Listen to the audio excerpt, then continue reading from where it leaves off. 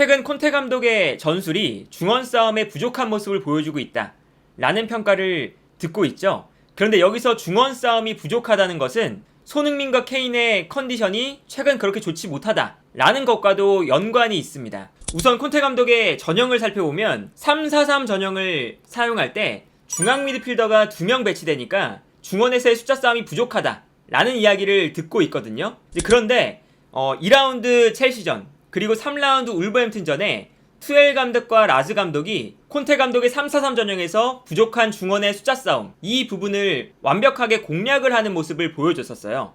우선 첼시와의 경기를 보면 첼시가 보통 3-4-3 전형을 주로 사용했었는데 투엘 감독이 토트넘전에서는 마운트를 내려서 3-5-2 전형을 가져갔죠. 그러면서 이 미드필더 숫자가 3명으로 늘어났고, 여기서 중원에서의 숫자 싸움을 확실하게 가져가면서 중원 싸움을 승리로 가져갔던 그러한 모습을 보여줬었고, 울버햄튼 또한 라즈 감독이 프리시즌부터 4-2-3-1 전형을 주로 사용했었거든요. 그런데 지난 주말 토트넘전에서는 미드필더를 한 명 내려서 4-3-3 전형으로 변화를 가져갔습니다. 그리고 여기에 대해서 최전방에 히메네스나 황희찬이 아니라 공격형 미드필더인 포덴세를 제로톱으로 배치하면서 포덴세가 내려오면서 미드필더 숫자 싸움을 3명에서 4명까지 가져가는 모습을 보여줬었고요. 여기서 이제 중원에서의 숫자 싸움이 확실하게 이루어지니까 울버햄튼이 중원 싸움을 토트넘을 상대로 확실하게 가져가는 모습을 보여줬었습니다.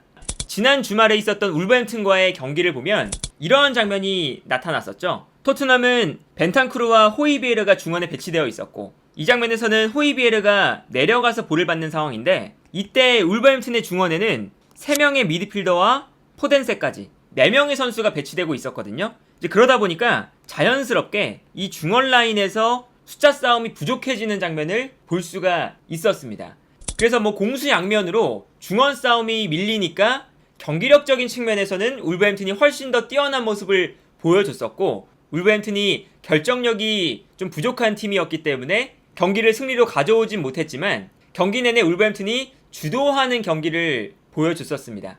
그러다 보니까 콘테 감독이 인터밀란, 이탈리아 대표팀, 유벤투스 이 세 팀을 맡았을 때는 중원 싸움을 가져가기 위해서 3-5-2 전형을 썼었거든요. 그런데 첼시와 토트넘에서는 3-4-3 전형을 쓰고 있는데, 첼시에서는 중원 싸움이 그렇게 부족한 모습을 보여주지는 않았습니다. 물론 이 중원에 캉테라는 세계에서 가장 중원 싸움을 잘하는 미드필더가 있긴 했지만, 그것을 감안해도 첼시에서는 똑같은 3-4-3 전형을 써도 중원 싸움이 그렇게 부족한 모습은 안 나왔었거든요. 최전방 3톱이 중원 싸움에 적극적으로 가담했다는 것이 가장 중요한 포인트였습니다. 예를 들면 왼쪽에 있는 아자르, 오른쪽에 있는 페드로나 윌리안, 그리고 최전방에 있는 지루가 번갈아가면서 계속 중원 싸움에 가담해주는 모습을 보여줬었고요. 이 선수들이 중원 싸움에 가담해주면서 자연스럽게 숫자 싸움이 되고, 여기서 콘테 감독의 첼시가 중원 싸움을 가져오게 되는 이러한 장면들을 볼 수가 있었는데, 경기 장면을 살펴보면 이러한 장면이 나타납니다. 지금 이 장면은 캉테와 파브레가스 2명의 미드필더만 배치되어 있는 상황이거든요. 그런데 이제 상대팀이 중원에 4명의 선수를 배치하면서 확실하게 중원 싸움을 가져가려는 모습을 보여주고 있어요. 그런데 이때 첼시는 앞선에 있는 페드로와 아자르가 계속해서 내려와서 볼을 받아주려는 모습을 보여주고 있습니다.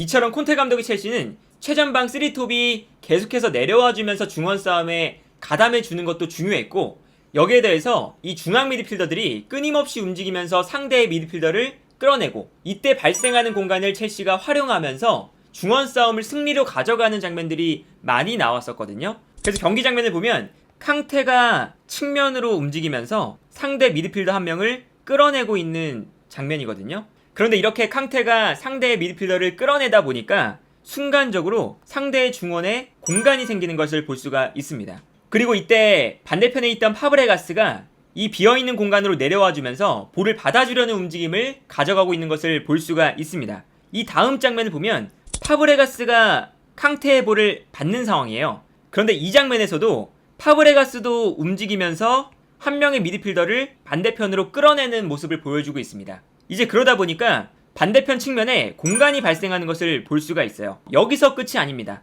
이 다음 장면을 보면 비어있는 공간으로 볼이 전개가 되다 보니까 상대팀의 선수가 반대편에 있는 첼시 선수에게 달려드는 모습을 보여주고 있어요. 여기서 페드로가 내려와서 볼을 받을 수 있는 공간이 발생하는 것을 볼 수가 있습니다. 그래서 이 다음 장면에서 페드로가 아무런 압박을 받지 않고 중원에서 볼을 받는 모습을 볼 수가 있고, 이때 페드로가 볼을 받아서 전방으로 뛰어나가는 아자르에게 패스를 보내줄 수 있는 상황이 발생을 하게 돼요. 콘테 감독이 맡았던 첼시는 3-4-3이라는 이 중앙 미드필더를 2명 두는 이 전형의 약점을 역동적인 움직임을 통해서 보완을 해 나갔었거든요. 그리고 토트넘도 콘테 감독이 맡았던 첼시와 비슷하게 최전방에 있는 손흥민, 케인, 클루셉스키가 중원 싸움을 위해서 부지런하게 내려와주는 모습을 그동안 계속 보여줬었어요. 사실 손흥민 선수가 내려와서 볼을 받아주는 플레이를 지난 시즌에도 그렇고 이번 시즌에도 자주 가져가는 모습을 보여주고 있어요. 그리고 이것이 뭐 손흥민 선수가 전술적으로 피해를 보거나 이런 것이 아니라 당연히 가져가야 되는 움직임이라고 할 수가 있겠습니다. 그래서 뭐 경기 장면을 보면 이렇게 손흥민 선수가 내려와서 볼을 받아주고 반대편 측면을 바라보면서 반대편 측면으로 패스를 뿌려주는 이러한 모습들을 우리가 토트넘 경기를 보면 자주 볼 수가 있었죠. 그런데 최근 토트넘이 중원 싸움에 부족한 모습을 보여주는 것은 케인과 손흥민, 이 토트넘의 가장 핵심적인 공격수들의 컨디션이 그렇게 좋지 않다 보니까 손흥민이 내려오거나 케인이 내려왔을 때 확실하게 볼을 받아주지 못하는 모습들을 보여주고 있어요. 특히나 최근 케인의 컨디션이 좋지 않다는 것이 데이터를 봐도 나타나게 됩니다. 이게 1라운드 사우스햄튼전이거든요. 케인이 확실하게 내려와서 플레이해주는 것을 볼 수가 있죠. 그리고 케인이 내려와서 플레이해주다 보니까 호이비에르와 벤탄쿠르 그리고 케인까지 중원에 3명의 선수가 배치되면서 중원 싸움에 밀리지 않는 모습을 보여줄 수가 있었거든요. 그런데 최근에 울버햄튼전을 보면 케인이 내려와서 볼을 받는 빈도가 많이 줄어든 것을 볼 수가 있습니다. 이제 그러다 보니까 중원에 호이비에르와 벤탄쿠르 이 2명의 선수만 남게 되는 모습을 볼 수가 있고, 그러다 보니까 중원 싸움에 부족한 모습을 보여줄 수밖에 없는 그러한 전형이 형성되는 것을 볼 수가 있는데, 여기서 이야기해야 되는 또 다른 이야기는 첼시와 토트넘의 3톱은 다른 스타일의 3톱이라는 것이겠죠. 그러다 보니까 콘테 감독이 토트넘에서는 토트넘만의 방식으로 중원 싸움을 풀어가고 있어요. 어떤 방식이냐? 최전방에 있는 손흥민과 클루셉스키는 내려와서 볼을 받아주는 것보다 최전방으로 뛰어나가는 플레이에 더 강점이 있는 선수들이거든요. 그러다 보니까 손흥민과 클루셉스키가 전방으로 빠르게 달려나가면서 상대 수비 뒷공간을 공략하게 되고요.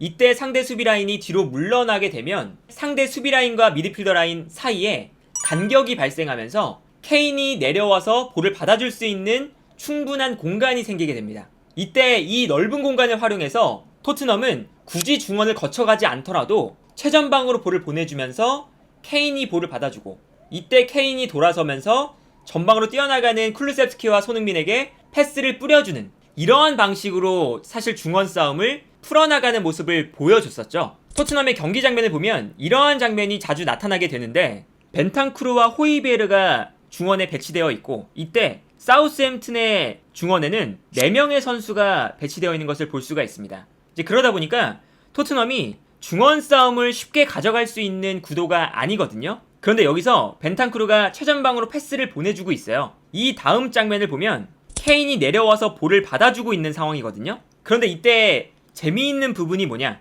쿨루셉스키와 손흥민이 전방으로 달려나가면서 상대팀의 수비 라인이 자연스럽게 뒤로 물러나는 것을 볼 수가 있어요. 그리고 이때 상대팀의 수비 라인이 뒤로 물러나다 보니까 중원에 공간이 생기고요. 이때 케인이 내려와서 볼을 받아줄 수 있는 상황이었죠. 그래서 이러한 장면들이 토트넘의 강점 중 하나였는데, 최근 울버햄튼전을 보면 울버햄튼이 중원에 많은 선수를 배치하면서 중원 싸움의 우위를 가져가고 있는 장면이에요. 그러다 보니까 토트넘 입장에서는 중원으로 패스를 보내주기가 매우 까다로운 상황이죠. 그런데 이때 최전방 3톱의 움직임을 보면 손흥민과 쿨루셉스키가 전방으로 뛰어나가는 움직임을 보여주지 않고 있습니다. 그러다 보니까 울버햄튼이 수비라인을 굉장히 높게 올려놓은 상태거든요. 그리고 수비라인이 올라오다 보니까 수비라인과 미드필더 라인의 사이 간격이 매우 좁은 상황이죠. 그리고 이렇게 울버햄튼이 미드필더 라인의 좁은 공간을 형성하다 보니까 케인이 아까 봤던 사우스햄튼전과는 달리 중원에서 내려와서 볼을 받을 수 있는 공간 자체가 만들어지지 않고 있는 것을 볼 수가 있습니다. 그러다 보니까 지금 토트넘 입장에서는 손흥민과 케인, 쿨루셉스키, 특히나 손흥민과 케인의 컨디션이 좋아지는 것이 이 중원 싸움에 무엇보다 중요하다고 할 수가 있어요. 손흥민이 내려와서 볼을 받아주는 플레이, 손흥민이 최전방으로 뛰어나가면서 상대 수비를 뒤로 물러나게 만드는 플레이를 가져가 줘야 되고, 여기에 더해서 케인이 내려와서 볼을 받을 때 상대 수비수가 압박을 가한다고 해도 상대 수비수와의 볼경합 상황을 이겨내면서 중원 싸움을 풀어주는 이러한 플레이가 되어야 되거든요. 이제 그렇기 때문에 토트넘이 중원 싸움이 부족하다고 평가받는 것에는 지금 손흥민과 케인의 컨디션이 좋지 않다는 것, 이것과도 아주 큰 연관이 있다, 이렇게 볼 수가 있겠고, 손흥민과 케인의 컨디션은 사실 시즌 초반에 많은 팀들에서 볼 수 있는 현상이거든요. 이제 그렇기 때문에 시즌 초반에 이 컨디션이 올라오지 않은 이 기간을 넘기게 되면 사실 토트넘의 이 중원 싸움도 시즌을 거듭해 갈수록 좋은 모습을 보여줄 수 있지 않을까 합니다.